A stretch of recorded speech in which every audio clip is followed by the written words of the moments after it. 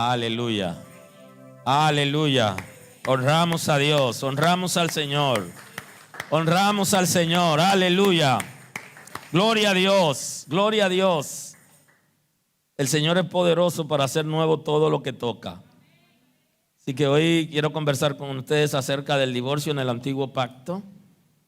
Y quiero compartir el texto bíblico de hoy. Y lo voy a hacer en Malaquías, capítulo 2. Quiero compartir el texto.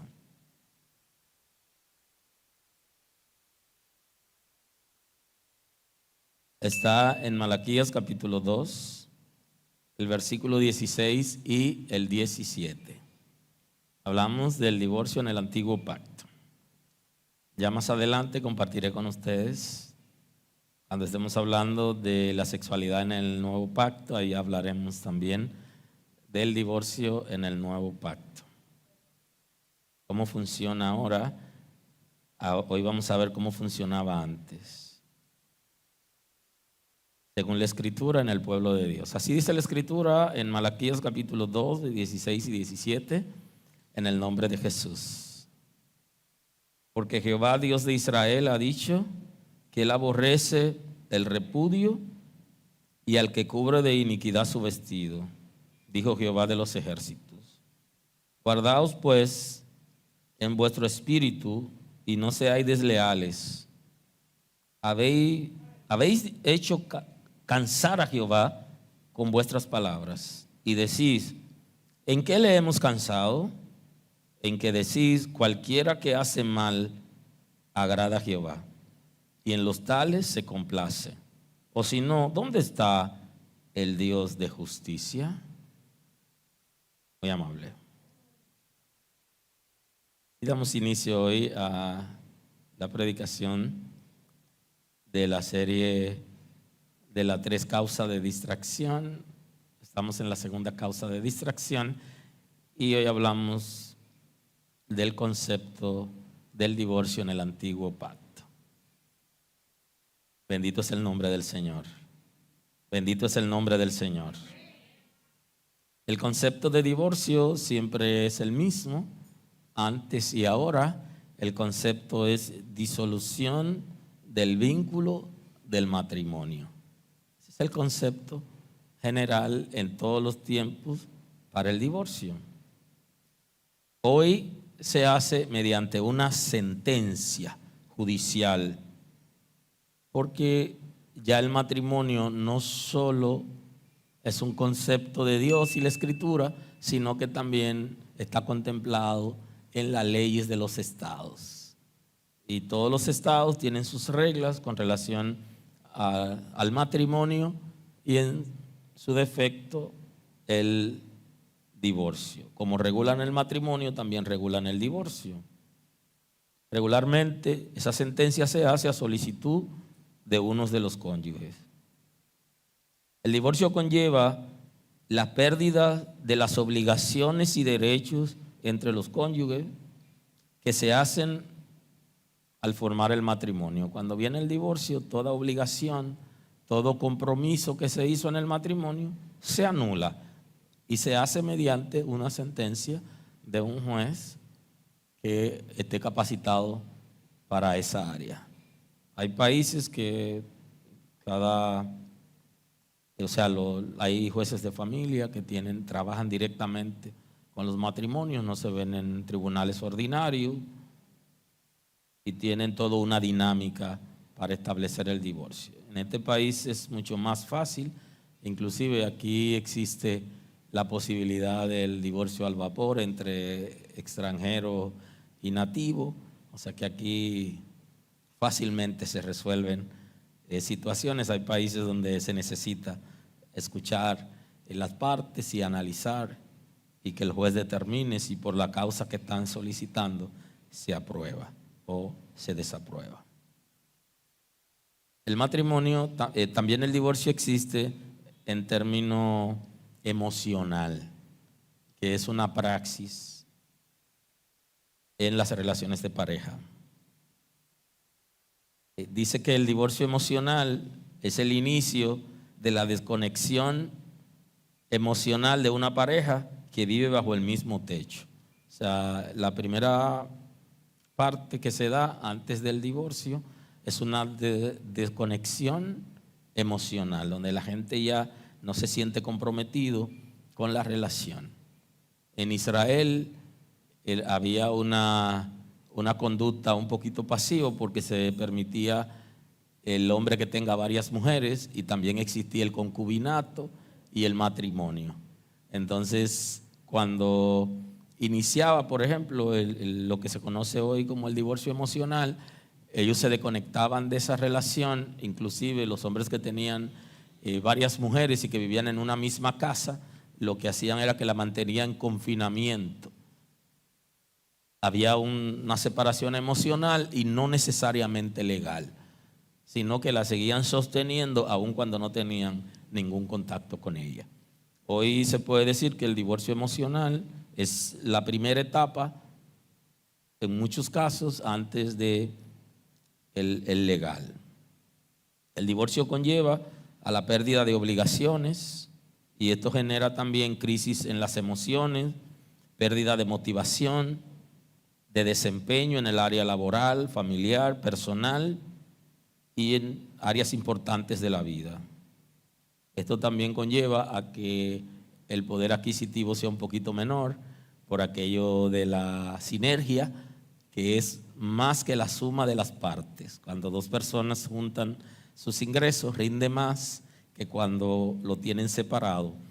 Y entonces eso genera toda una situación porque viene también la partición de bienes, que son bienes comunes en el matrimonio conforme a las leyes de ese estado. Y también viene una etapa interesante que es la parte de la repartición de los hijos. En Israel no había, la jurisdicción estaba clara, el padre se quedaba con los muchachos, es una cultura patriarcal, la mujer se iba sola y tampoco partían bienes como ahora, porque la ley ya regula que tiene que partir por la mitad los bienes que se han obtenido en la comunidad de matrimonio. Los bienes que se tuvieron antes del matrimonio son de la persona en particular, pero los que se producen en la comunidad del matrimonio deben ser partidos moché por la moché, se dice en el sentido popular. En Israel no era así. En Israel lo único que tenía que hacer la mujer era irse, si sus padres la recibían, o a donde algún familiar, cuando decidía darle lo que se conoce en la escritura como la carta de divorcio. No era normal que la mujer diera carta de divorcio al hombre, lo normal era que sea el hombre el que diera carta de divorcio a la mujer. Y en ese caso la mujer se iba sin nada. Se va, recoge y los hijos se quedan con el padre. Así eran las normas, era muy fuerte para la mujer. Es una situación producto de la naturaleza caída del hombre y las normas inclusive del pueblo de Israel. Existía también en Israel, como existía la poligamia en el Estado de Derecho, o sea que era legal, y las relaciones consensuadas o el concubinato también se regula en Israel, era permitido. Hablamos del concubinato, es una relación legítimamente establecida de un hombre con una mujer con estatus inferior a la de la esposa.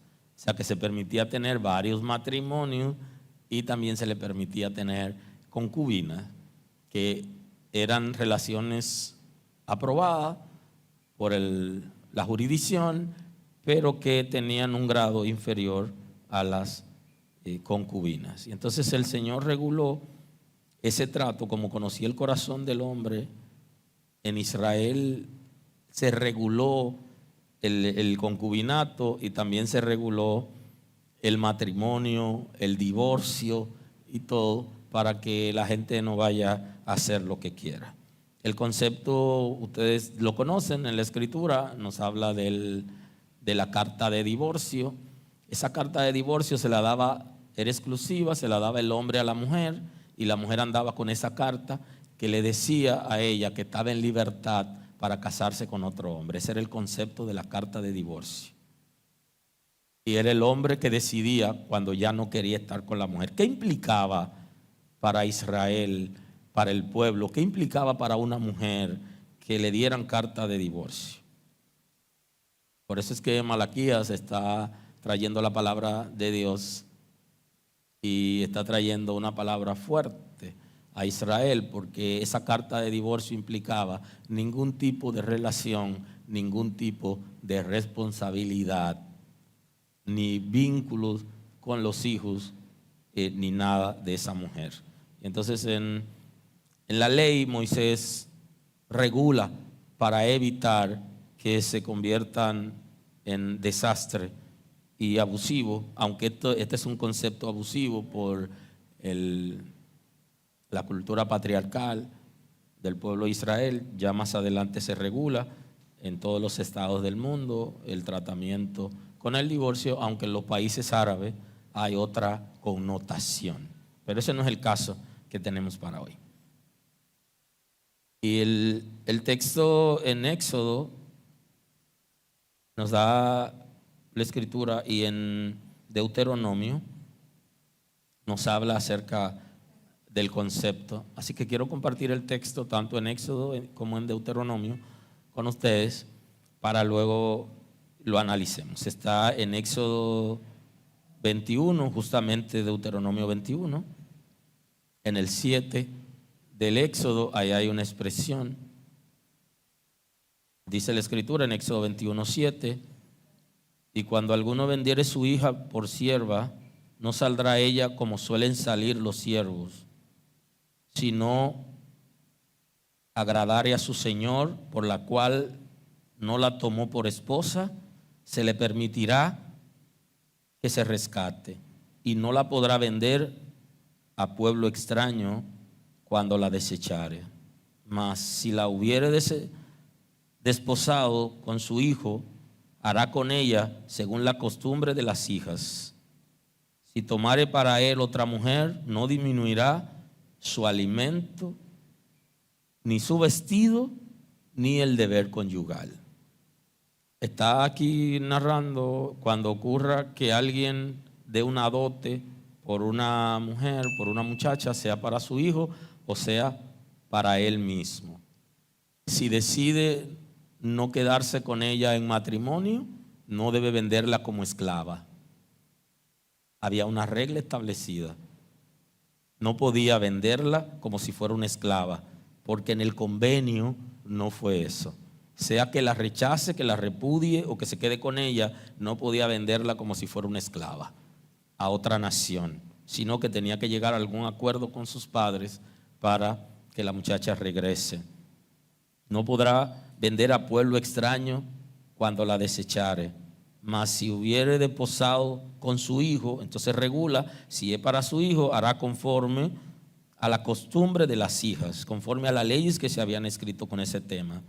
Si tomare para él otra mujer, no disminuirá su alimento, ni su vestido, ni el deber conyugal. O sea, dice, si la tomó como mujer, en este caso no como esposa, sino como concubina, no podía disminuir su alimentación. Y ojo con eso, una relación con responsabilidad, el hombre debe sostener a su mujer, debe sostener a su familia. Ese es un compromiso sumamente importante que está establecido en las Sagradas Escrituras, en este caso en el Antiguo Pacto. Ni tampoco debe marginarla. Si se va a quedar con ella, no la puede marginar, no la puede tener en un confinamiento, sino que debe darle el trato de esposa y debe llegarse a ella también como una responsabilidad, porque él está aceptando estar en esa relación. Tener una relación de pareja para confinar en la relación o tener una relación con irresponsabilidad nunca ha sido aceptado por Dios, ni en el Antiguo Pacto. En el Nuevo Pacto las cosas cambian considerablemente, dan un giro extraordinario que lo veremos más adelante. Inclusive ya comenzando por los líderes de la iglesia se prohibió el concubinato y la poligamia y todo eso, pero en el Antiguo Pacto todavía se permitía. Entonces, en Deuteronomio capítulo 21, el versículo 14, hay un texto que también tiene relación con el concubinato. O sea que sí era aprobado por las leyes en el antiguo pacto. Y si no te agradare, la dejarás en libertad, no la venderás por dinero, ni la tratarás como esclava, por cuanto la humillaste. Si un hombre tuviere dos mujeres, la una amada y la otra aborrecida, y la amada y la aborrecida le hubieran dado hijos, el hijo primogénito fuere de la aborrecida, el día que hiciere heredad a sus hijos, lo que tuviere no podrá dar el derecho de primogenitura al hijo de la amada con relación a la preferida, al hijo de la preferida, o del hijo de la aborrecida es la palabra, que es el primogénito. Mas el hijo de la aborrecida reconocerá como primogénito. Ojo con esto, le dice: el hecho de que aborrezca una de tus mujeres no puede dejar de darle el derecho de la primogenitura al hijo mayor, aunque sea hijo de la aborrecida. Fíjese qué interesante que regule esto, porque cuando algunas personas en nuestra sociedad, algunos hombres, cuando se divorcian de la esposa, se divorcian de los hijos. Y ya la porción de alimentos es conforme a la ley. Y la ley es muy flexible en este país. Y cree que los ingresos declarados son los ingresos reales de la pareja y le ponen la multa, le ponen el mantenimiento conforme a los ingresos que ha declarado, y muchas veces no declaran la totalidad de los ingresos y es una mínima aportación porque él también tiene que sostenerse y sostener su otra familia. Y en la repartición en Israel se reguló que seguía siendo primogénito aun cuando fuere de la mujer, hijo de la mujer aborrecida. Que el hecho de que haya menospreciado su madre y se haya divorciado, le haya dado una carta de divorcio para que ella se encuentre en libertad de rehacer su vida con el que quiera. Claro que en Israel no era tan fácil el que un hombre saliera a buscar una mujer y que se encontrara con una mujer aborrecida y que se casara con ella. Tampoco era muy fácil. Así que esa mujer, aún con la carta debajo de la mano y poder enseñar: mira, que esa es la mujer de fulano. No, él me rechazó y me dio una carta que yo estoy en libertad de casarme con quien quiera. Ni aún así le era fácil conseguir una persona para casarse. El caso de los hombres, no solo tenían libertad para tener más de una esposa, inclusive concubinas, sino que las mujeres no tenían esa costumbre de repudiar a su marido, sino que más bien era el hombre que lo hacía. Y lo hacía sin necesidad, porque como podía tener a esa mujer y la otra que ya tenía, no había que repudiarla, pero por maldad, veremos en el texto bíblico que por maldad hacían esto o tenían ese tipo de comportamiento. Entonces el Señor en las normas está protegiendo los hijos de la mujer que está siendo aborrecida. Y por eso dice que la porción de la primogenitura será de esa mujer, aun cuando el hombre la ha rechazado. Mas el hijo de la aborrecida reconocerá como primogénito, para darle el doble de lo que corresponde a cada uno de los demás, porque él es el principio de su vigor y suyo es el derecho de la primogenitura. Así que en el capítulo 21 del libro quinto de Moisés se está regulando el concubinato y el rechazo o el repudio de la mujer. En Malaquías tuvimos un texto, compartimos un texto que es el 2:16. Quisiera ver el texto anterior para tenerlo en el contexto y poder ver ese comportamiento.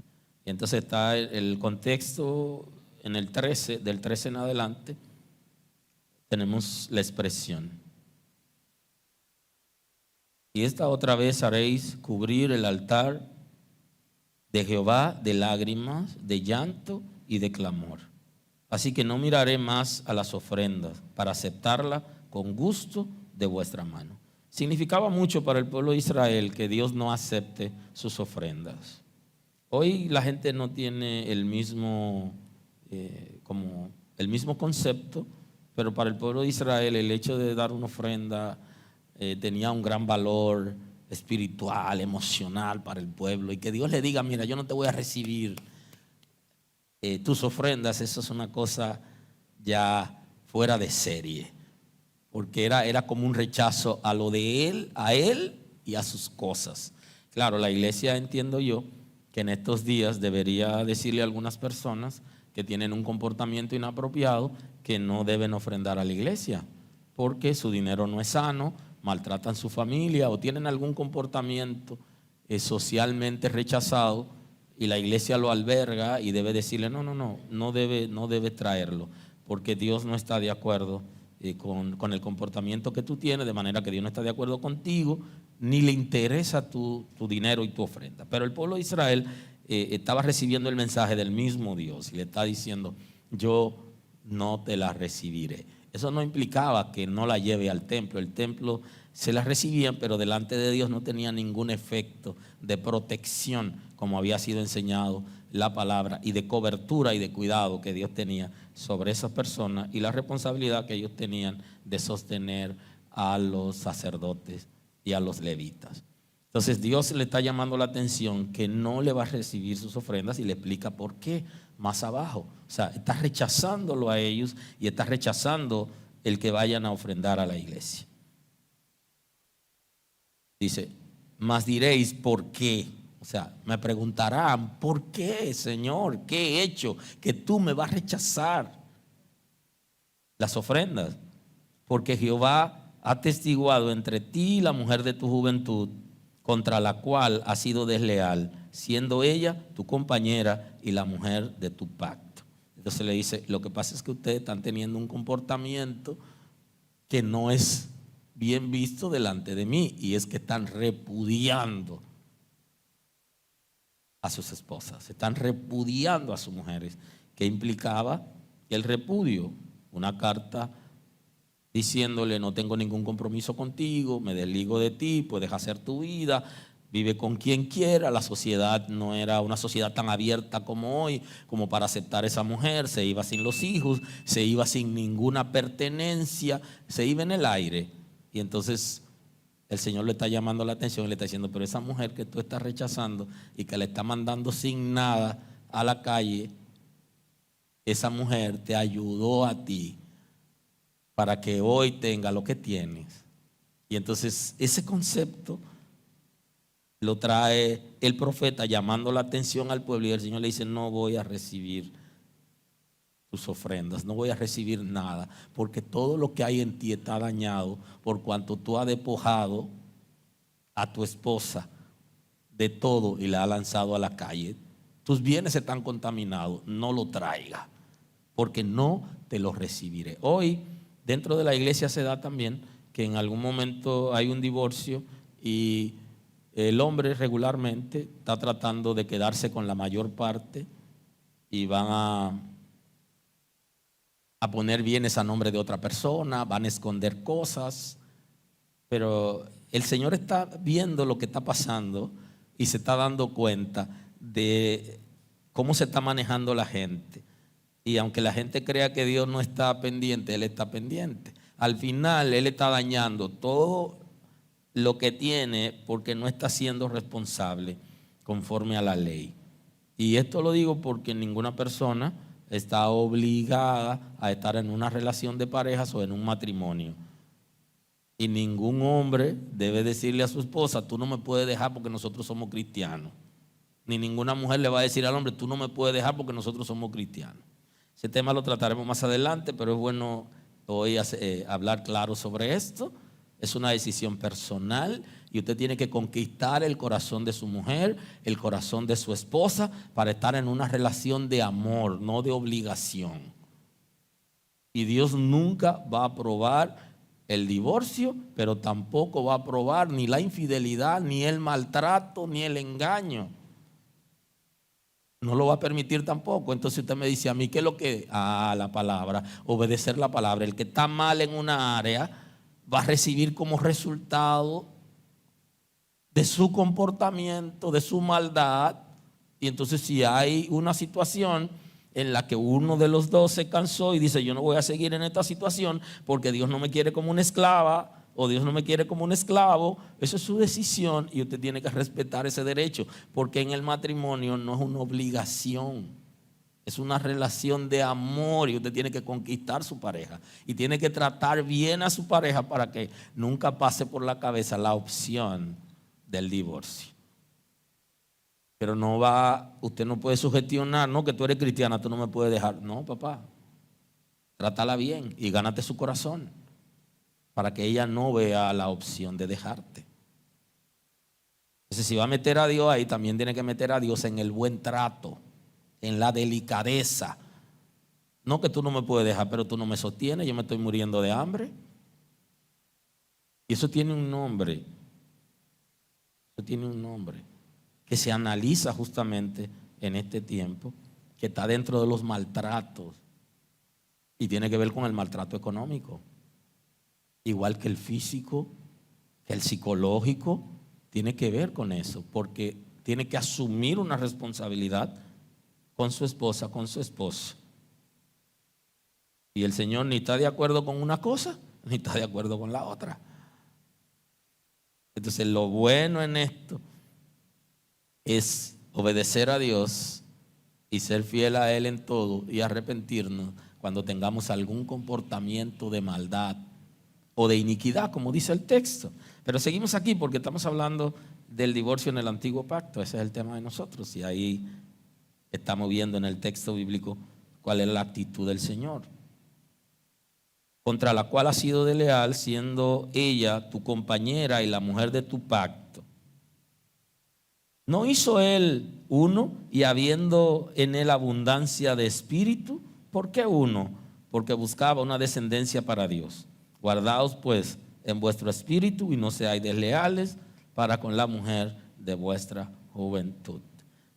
Aun cuando se permitía la poligamia en el pueblo de Israel, el texto está diciendo que el propósito de Dios al principio no era el que seamos polígamos, sino que al principio creó uno para una y una para uno, para que vivieran en pareja con el propósito de levantar descendencia para el Señor. Ese fue el propósito en el principio, aun cuando ya más adelante se le dio libertad al hombre para que pueda canalizar su lujuria teniendo más de una mujer, y toda la que miraba la podía tener, si podía sostenerla.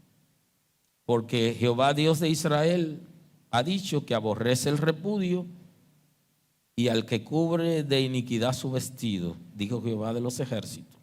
Guardaos pues en vuestro espíritu y no seáis desleales. Habéis hecho cansar a Jehová con vuestras palabras. Y decid, ¿en qué le hemos cansado? En que decid, cualquiera que hace mal agrada a Jehová, y en lo tales se complace.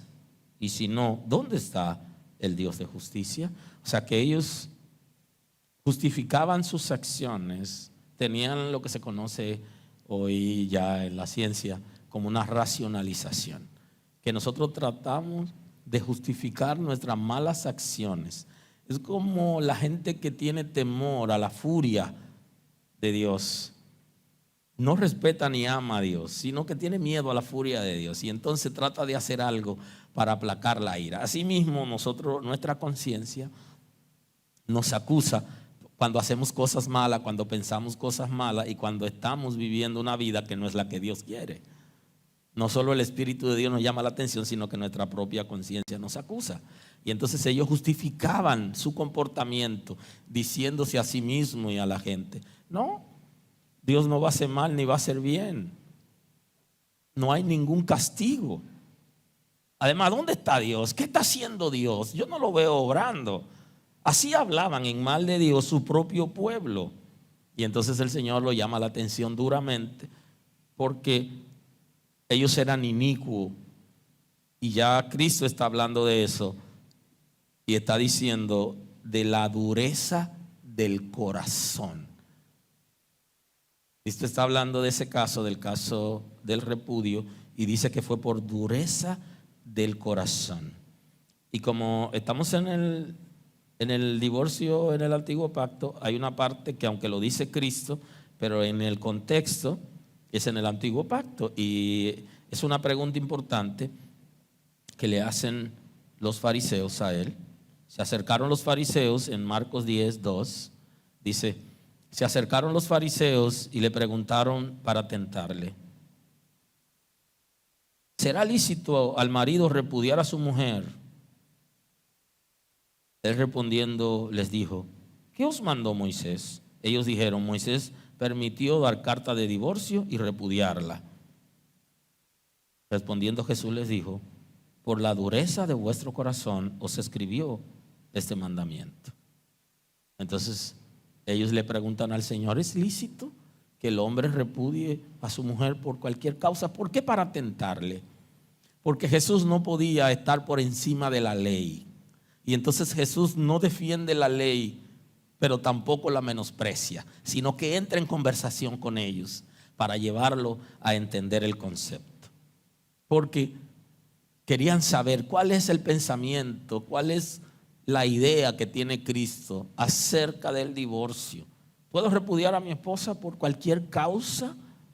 Ya en Israel estaba establecido que la causa sea por el pecado sexual. Pero era un caso exclusivo del hombre, no de la mujer.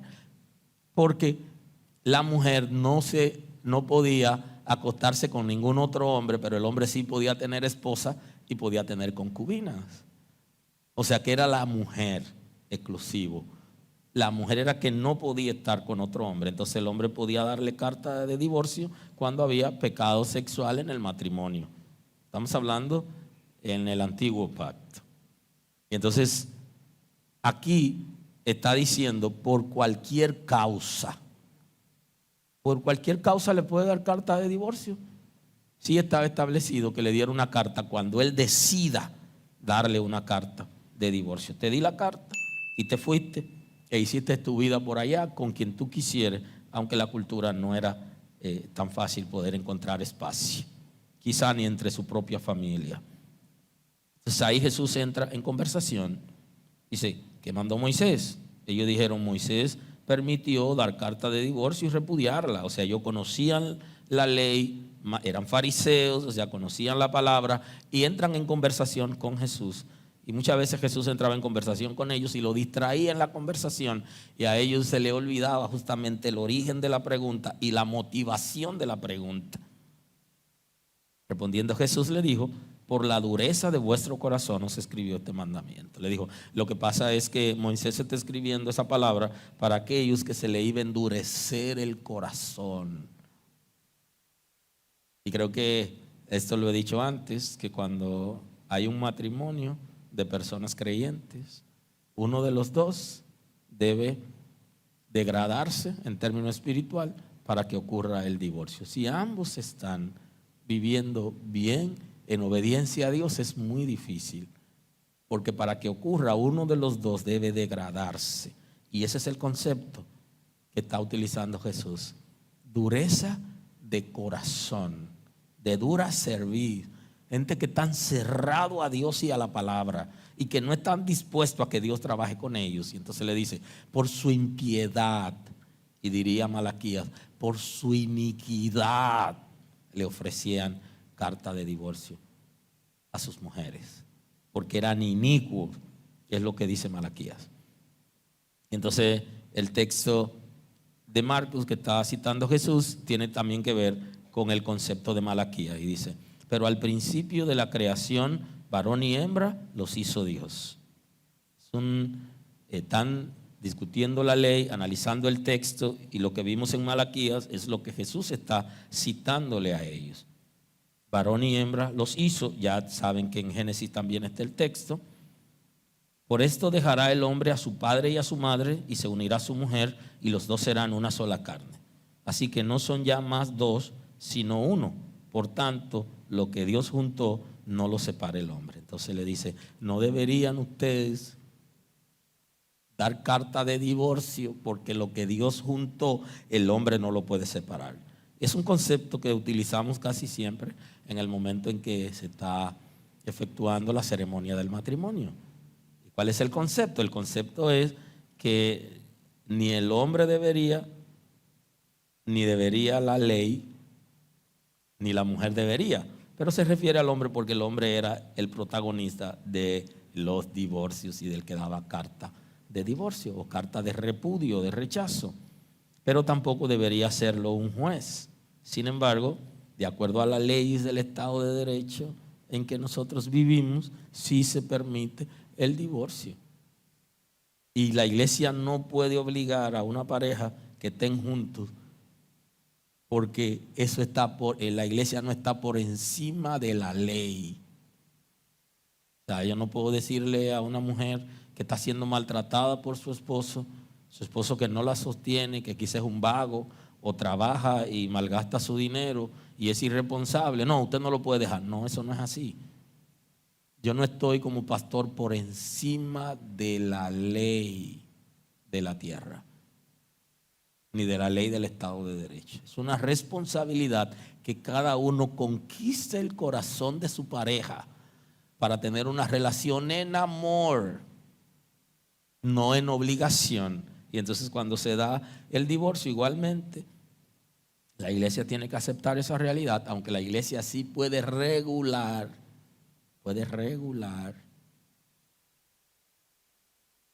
el asunto del divorcio y el liderazgo de la iglesia, pero esa regulación no puede estar por encima de la Escritura.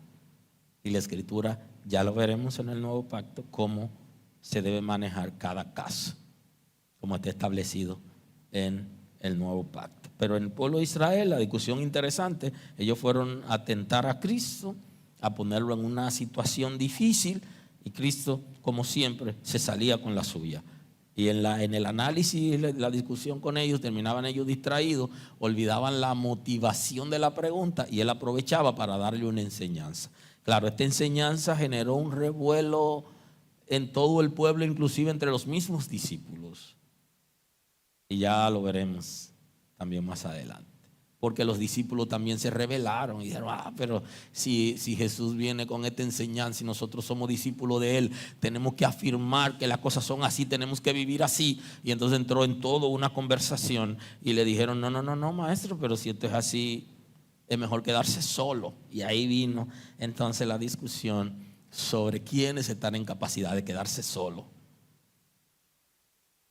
Ellos habían conocido la ley, habían vivido en la ley, y en esa transición entre la ley y la gracia, que Jesús lo está transicionando, para ellos no era tan fácil venir con nuevas normas como las que se traen en el nuevo pacto. Y vivieron su crisis con el Señor, pero ya lo veremos como el Señor se la jugó también con su propio discípulo. Vinieron a tentarlo y no terminaron tentando a Cristo, sino a los discípulos del círculo íntimo, por lo que Jesús le dice a ellos.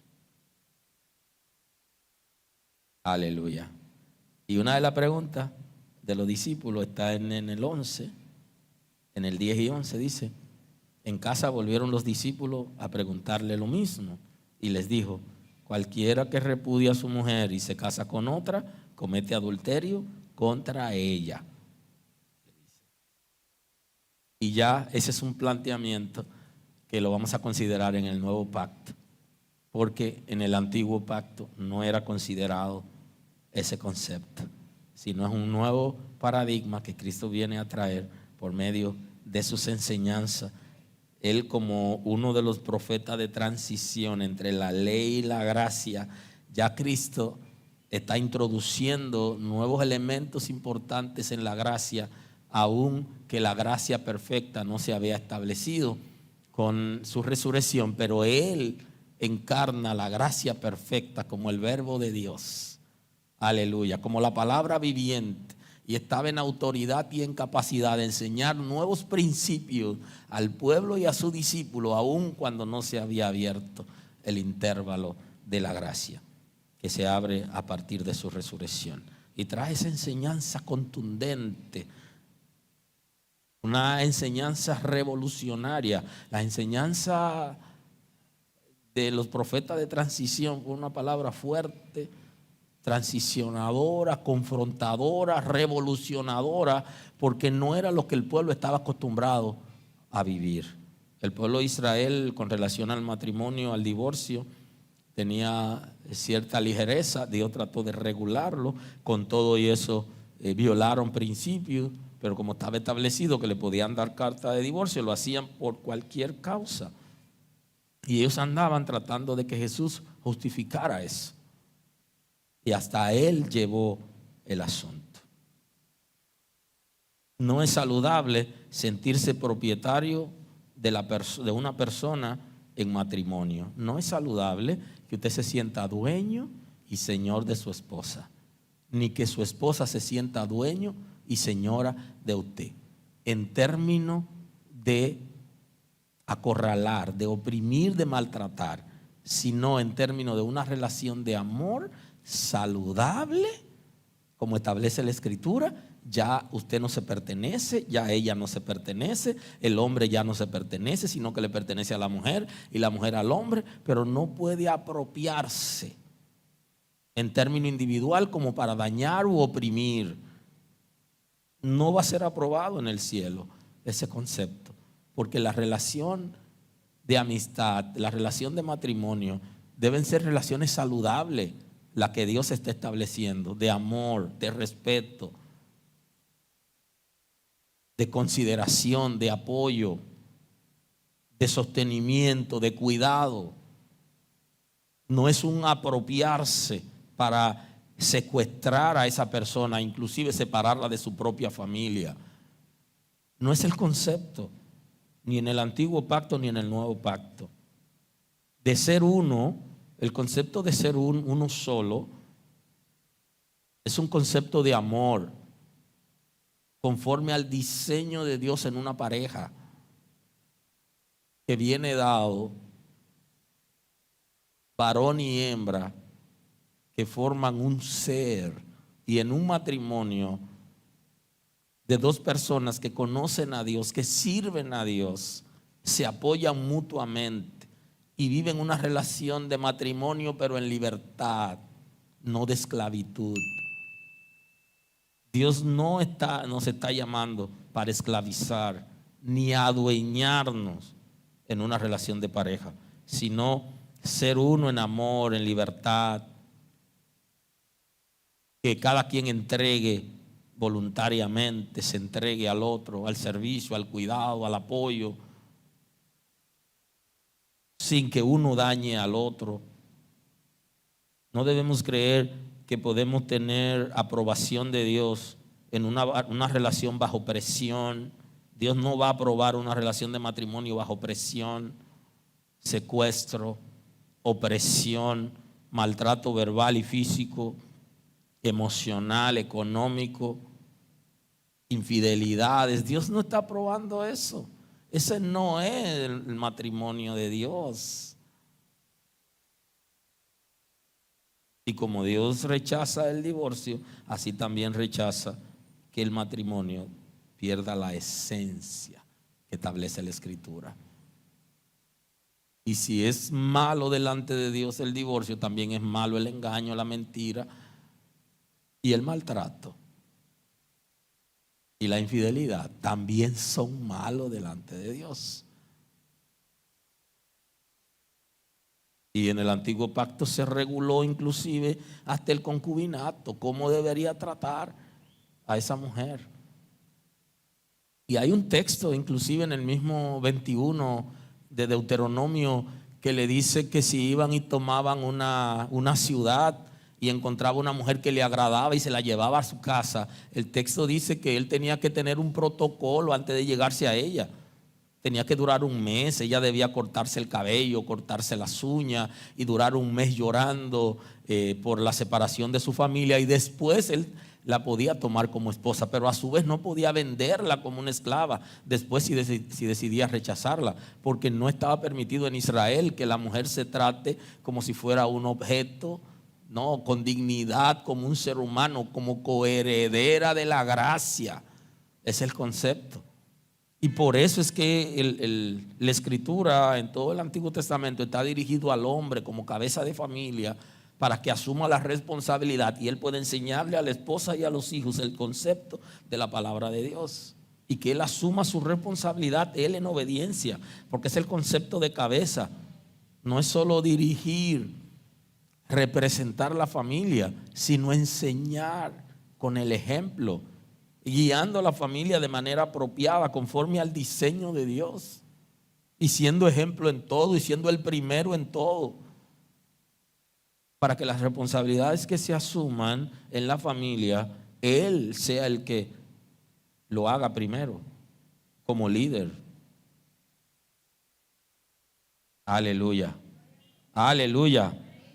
El Señor puso límite, le puso límite a una relación en el Antiguo Testamento, inclusive de parejas y de poligamia, matrimonio y en la relación de concubinato. Puso reglas. El ser humano debe pertenecerle al otro en amor, una decisión personal de buen trato, de una condición digna de ser humano. Aleluya. El concepto del pecado sexual en el Antiguo Pacto tiene que ver con dos conceptos: el concepto de la palabra fornicación y el concepto de la palabra adulterio. El concepto de la palabra fornicación, eso es sexo sin compromiso. En el Antiguo Testamento, también en el Antiguo Pacto, Dios reguló la sexualidad. Y era pecado en el Antiguo Pacto, lo es en el Nuevo, pero estamos en el Antiguo Pacto.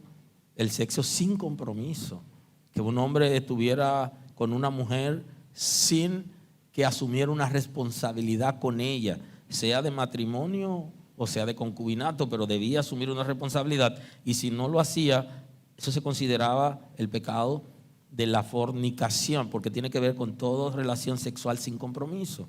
Y el del adulterio, que es cuando el hombre se llegaba a una mujer que esté casada. Todo el tiempo el Señor reguló que las mujeres casadas, los hombres deben respetarla.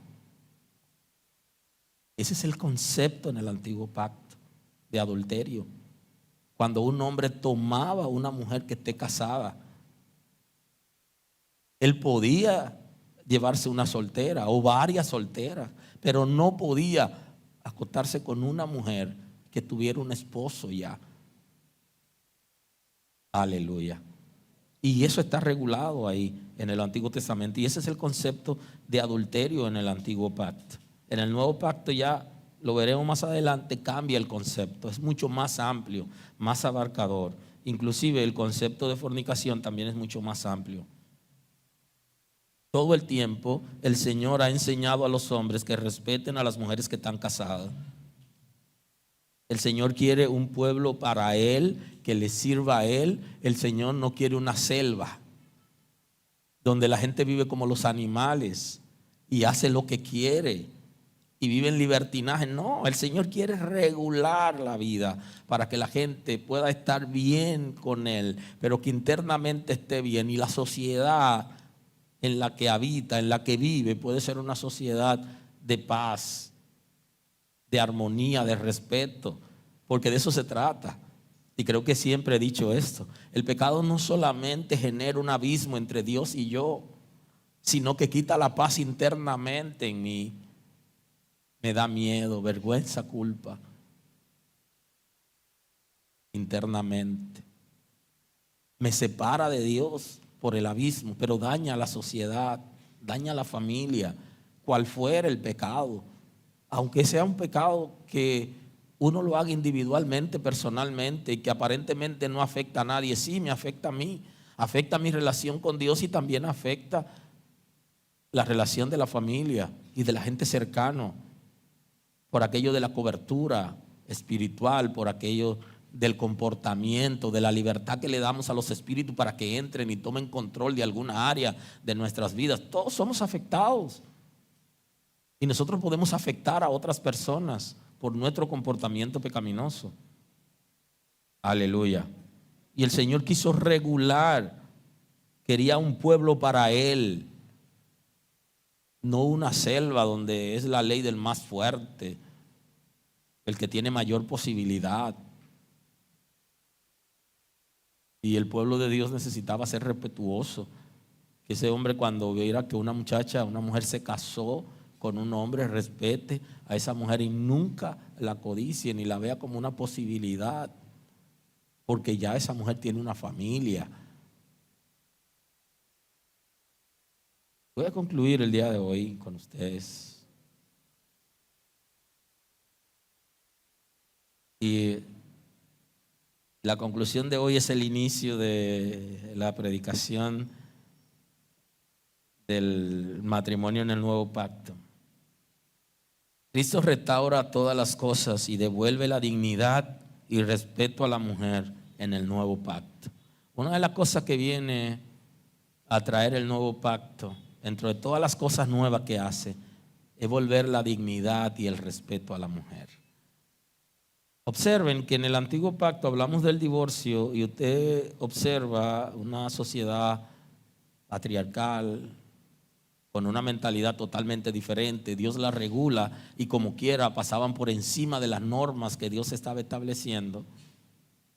En el nuevo pacto viene a devolver la dignidad a la mujer, porque aquí la mujer en el nuevo pacto debe ser tratada de otra manera, conforme a las normas establecidas en las Sagradas Escrituras, en los principios.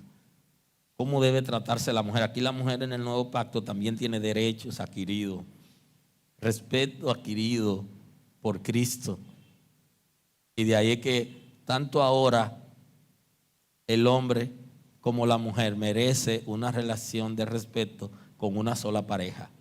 Eso está establecido en el nuevo pacto. Y ya veremos cómo se inició esa dinámica y cómo se hizo la transición de una sociedad polígama a una sociedad monógama. Cómo se hizo esa transición en la Escritura y cómo comenzó en el nuevo pacto. Pero veo aquí cómo se devuelve la dignidad y el respeto a la mujer, donde comienza a ser como era Eva al principio. Una para Adán, Adán para Eva, Eva para Adán, con cierto respeto. Aún así, ellos se amaban, aun cuando intentaron como llevar el chisme donde Dios y todo aquello no implicaba a que se amaban, sino que eso fue la ebullición del pecado y de la crisis que vivieron. Entonces Adán trató de meter al medio a Eva y a Dios, pero al final todo ese concepto de amor estaba en ellos. Lo que pasa es que cuando viene la crisis todo el mundo está tratando de defenderse, y por eso es que Adán le dice: no, la mujer que tú me diste, ella me arruinó, me llevó a estas consecuencias. Y de ahí es que también a la mujer se le dieron se le aplicaron ciertas normas, y ese concepto que tiene la mujer en el antiguo pacto tiene que ver con el pecado original. Ahora, cuando ya entramos en la restauración de todas las cosas por medio de Cristo, entonces se vuelve al principio, porque está el principio de la creación, el propósito de Dios, que fue degradado por el pecado de Adán y Eva, y todo ese trayecto hasta Cristo fue diferente. A partir de Cristo, entonces, las cosas vuelven a ser como antes del pecado. Y creo que debemos dar gloria a Dios en este tiempo por devolver la dignidad y el respeto a la mujer, no solo en la vida personal, ministerial, sino en la vida de matrimonio. Bendito es el nombre del Señor. Así que nos vemos pronto. Gracias, Señor.